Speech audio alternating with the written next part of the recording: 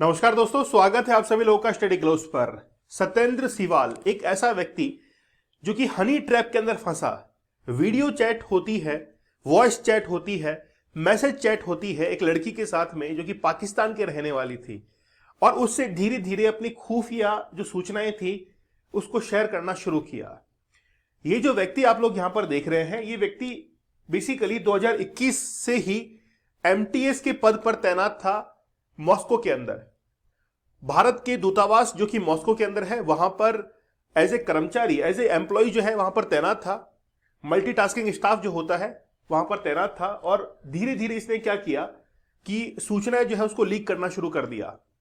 पाकिस्तान की आईएसआई जो है वहां तक ये सूचनाएं पहुंच गई। किस तरीके से पहुंची, आज हम लोग इसके बारे में चर्चा करेंगे।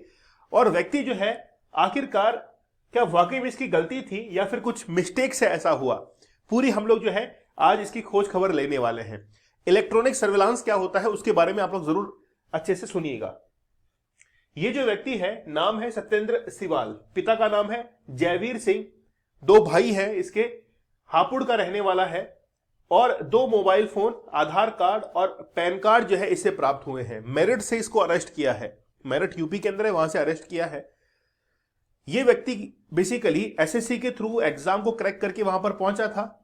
एमटीएस की पोस्ट मिली थी, मल्टीटास्किंग स्टाफ होता है, और इसकी पोस्टिंग जो है वो दूतावास के अंदर की जाती है। तो जब भारतीय दूतावास रूस के मॉस्को के अंदर होता है तो वहां पर इसकी तैनाती होती है 2021 से ही, और एक महिला के साथ में कांटेक्ट में आता है। हनी ट्रैप हम लोग इसको कहते हैं। हनी मतलब शुरुआत के अंदर बहुत अच्छी बातें की जाती है, जीने मरने की कस्में खाई जाती है एक महिला के साथ में। फिर वो महिलाएं जो है आपसे कई सूचनाएं कलेक्ट करने की कोशिश करती हैं कि आप कहां काम करते हैं, ये है वो है, धीरे धीरे धीरे धीरे, और वही इंफॉर्मेशन जो है ये देना शुरू करता है। जब ये देना शुरू करता है तो वो सारी इंफॉर्मेशन उस महिला के पास में पहुंच रही थी जो कि पाकिस्तान की खुफिया एजेंसी के लिए काम कर रही थी, और वही इंफॉर्मेशन आईएसआई को मिलती है।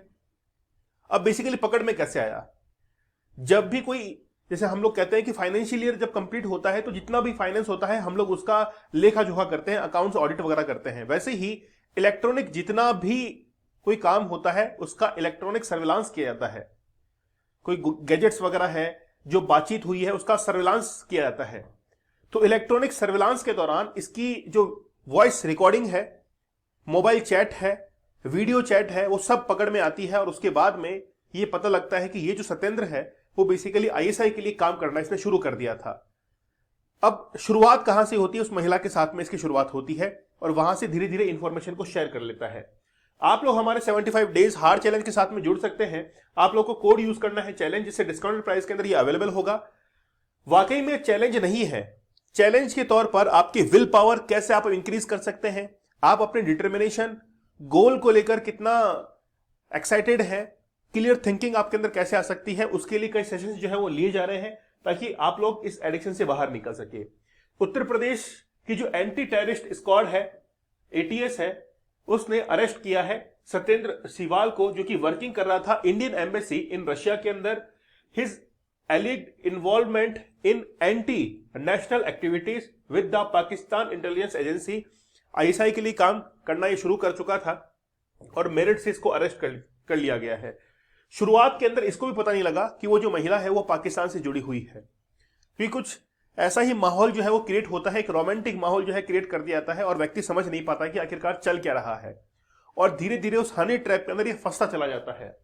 According to official, Satyendra Siwal was providing the ISI with important confidential information regarding the strategic activities, यानी कि भारत कौन से कदम उठाने जा रहा है, वहां पे रहते हुए, मॉस्को में रहते हुए रूस के प्रति हमारी क्या नीतियां हैं, ये तमाम एक्टिविटीज जो है वो शेयर की गई आईएसआई के साथ में। ठीक है।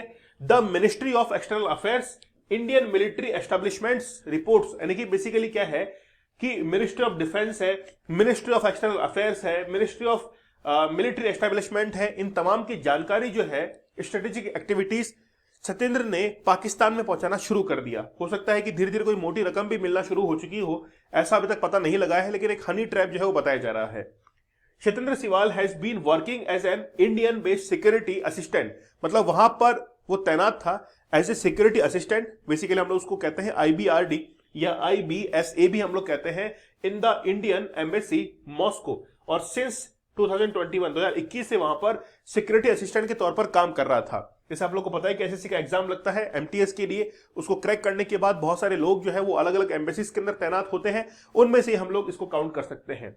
During questioning Siwal fail to give satisfactory, मतलब कोई भी सेटिस्फैक्ट्री आंसर उसने नहीं दिया जब इंक्वायरी की गई। Confess to the crime reported, मतलब उसने जो है इस चीज को एक्सेप्ट कर लिया कि मैंने ये क्राइम किया है, मैंने इंफॉर्मेशन जो है शेयर की है पाकिस्तान के साथ में। The police have registered an FIR against Siwal under section 121A 121A के तहत एक जो क्राइम रजिस्टर किया गया है ऑफ द IPC, ठीक है, एंड ऑफिशियल सीक्रेट एक्ट 1923। ये जो आप लोग एक्ट देख रहे हैं ये बहुत इंपॉर्टेंट है।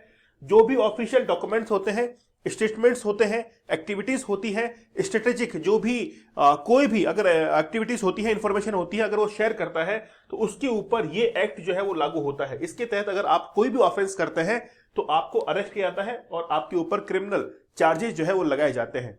तो सत्येंद्र नाथ ISI का एजेंट जो है वो अभी सामने आया है। भारत के अंदर बहुत सारे स्लीपर सेल्स ऐसे हैं जो कि अंडर कवर एजेंट के तौर पर काम करते हैं। जैसे पाकिस्तान के कई अंडरकवर एजेंट जो है वो भारत के अंदर है और भारत के कई अंडरकवर एजेंट जो है वो पाकिस्तान के अंदर भी है। जैसे अजीत डोभाल, वो कई बार अपनी स्टोरी को शेयर करते हैं कि मैंने पाकिस्तान के अंदर जाकर जो है ये जबरदस्त तरीके से वहां से इंफॉर्मेशन कलेक्ट की है। तो होता क्या है कि बेसिकली ये स्लीपर सेल जो है वो पर्टिकुलर किसी एक इंफॉर्मेशन को कलेक्ट करने के लिए वहां पर रहते हैं। जैसे पार्लियामेंट के ऊपर अटैक करना था, इंडियन पार्लियामेंट के ऊपर, तो पहले ये लोग क्या करते हैं कि स्लीपर सेल वहां पर तैनात करते हैं। वो धीरे धीरे इंफॉर्मेशन को कलेक्ट करना शुरू करते हैं और फिर उस इंफॉर्मेशन को पहुंचाते हैं जो अटैकर्स हैं उनके पास में पहुंचाते हैं ताकि इजीली अटैक हो सके। अब ये जो इंफॉर्मेशन वहां से शेयर की जा रही है मॉस्को से पाकिस्तान के अंदर, हो सकता है कि ऑलरेडी कई ऐसी इंफॉर्मेशन शेयर की जा चुकी होंगी। अब इंफॉर्मेशन क्या शेयर की है वो तो पता नहीं लगा है, लेकिन हमारी जो मिनिस्ट्री की एक्टिविटीज हैं वो वहां पर पहुंचा दी गई हैं। इससे हमारे इंटरनेशनल रिलेशन जो है वो काफी प्रभावित होते हैं। किसी दुश्मन देश को यह पता लग जाता है कि आखिरकार भारत क्या कदम उठाने जा रहा है और इससे फिर लॉस होता है। मान लीजिए कि हम लोग एक स्ट्रेटेजी बना रहे हैं कि चाइना के ऊपर हमको अटैक करना है। हम चाहते हैं कि लद्दाख के अंदर जो चाइना की कुछ आर्मी के पर्सोनेल्स हैं वो बार बार यहां पर क्या करते हैं, अंदर गांवों के अंदर एंट्री लेने की कोशिश करते हैं। तो हमारा मान लीजिए प्लान है कि उनको बाहर खदेड़ना है। अब यही इंफॉर्मेशन जो है वो पाकिस्तान के साथ में शेयर होती है और पाकिस्तान चाइना के साथ में शेयर कर देता है। तो हो सकता है कि चाइना वहां पर तैनाती को बढ़ा दे और इसको यह पता लग जाए कि भारत अटैक करने वाला है, तो सतर्क हो सकता है। तो ऐसी कई सारी इंफॉर्मेशन जो है वो शेयर की जाती है। तो सत्येंद्र सिवाल जो है अब इसको अरेस्ट कर लिया गया है। देखते हैं कि आगे क्या इंफॉर्मेशन जो है आउटपुट्स वो सामने निकल कर आते हैं। ठीक है, चलिए आप हमारे 75 डेज हार्ड चैलेंज को ज्वाइन कर सकते हैं। 75 टेक्निक्स आप लोग को बताई जा रही है कि आप लोग एडिक्शन से कैसे बाहर निकल सकते हैं। कल हमने एक लेक्चर भी लिया था जिसमें हाईकोर्ट, मद्रास हाईकोर्ट ने बताया भी था कि 10 में से 9 जो लड़के हैं वो बेसिकली 18 साल की कम उम्र के अंदर ही एडिक्शन का शिकार हो जाते हैं। ठीक है, कूपन कोड यूज करना है चैलेंज, जिससे डिस्काउंट प्राइस के अंदर ये अवेलेबल होगा और जब से आप लोग ज्वाइन करेंगे तब से ही आपका चैलेंज शुरू हो जाएगा। दीपक इंदौरा ऑफिशियल टेलीग्राम चैनल को आप लोग ज्वाइन कर लीजिए। यहां पर लेक्चर की PDF और अदर डिटेल जो है वो आप लोगों के लिए अवेलेबल रहेगी। तो मिलते हैं आप लोगों से अगले सेशन में, तब तक धन्यवाद, थैंक यू, जय हिंद।